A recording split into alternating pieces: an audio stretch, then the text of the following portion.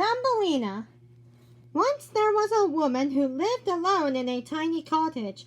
Though she was relatively happy, she longed for a child. One day, as she worked in her yard, an old peddler woman came to her gate. "I have something that can help you," the peddler told her kindly. "Take these seeds and plant them in your garden," the woman continued. "In no time, you will find your heart's desire." The woman thanked the peddler and planted the seeds.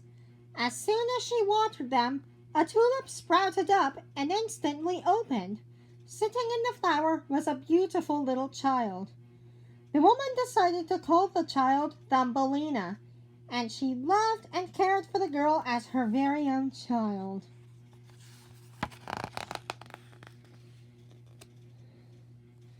One day, while Thumbelina played in the garden, her sweet singing attracted an ugly toad who happened to be hopping by. "I would like to make her my wife," he thought to himself, so he took Thumbelina and brought her to his lily pad. Thumbelina was trapped, and she began sobbing.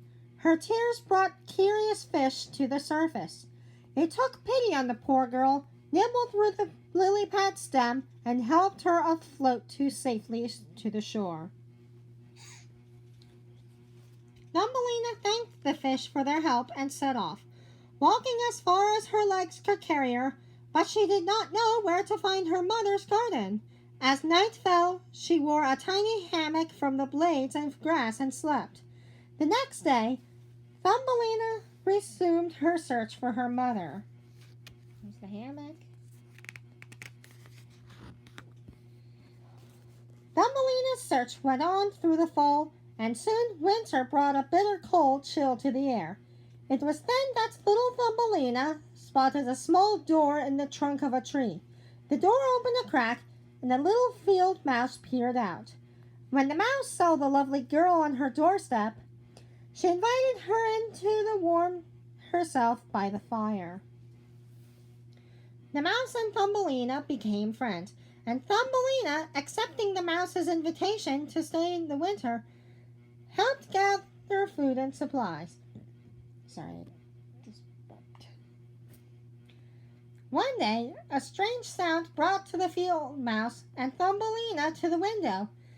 There they saw a sparrow with an injured wing. He had been traveling south for the winter, but now he could no longer fly. The sparrow knew he could not survive the cold winter outside. The hospital field mouse welcomed the sparrow into her home. Thumbelina helped into the burrow and tried to make him as comfortable as possible. The sparrow was surprised to see such a tiny person living with the field mouse. "Are you a fairy princess?" he asked. "What's a fairy?" she asked. "Someday when my wing is better, I will show you," answered the sparrow. Thinking back to her mother's garden, Thumbelina asked if he was one of the birds that taught her how to sing. "That was not me," said the sparrow, "but it could have been one of my brothers or sisters." Thumbelina and the sparrow would sing for their friend every day. When spring finally arrived, the sparrow's wing had healed. He had offered to carry Thumbelina to her mother's cottage.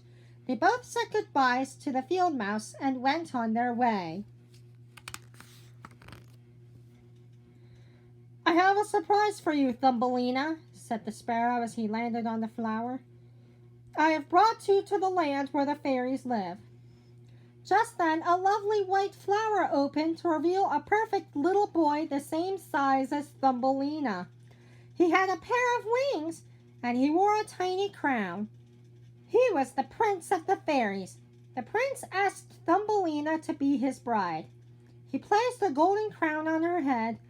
Then two smaller fairies fastened a pair of delicate wings onto her back. "I will marry you, Prince," she answered happily. "But you and the fairies must come live with me in my mother's garden. I will never be happy anywhere else." The prince agreed. And when they arrived, the woman was overjoyed to see her dear daughter again. She was especially tickled to have the fairies live with her. Every summer, the sparrow would visit Thumbelina's garden, where she and her friends lived happily ever after. Like, comment, and subscribe, and I'll see you next time. Bye.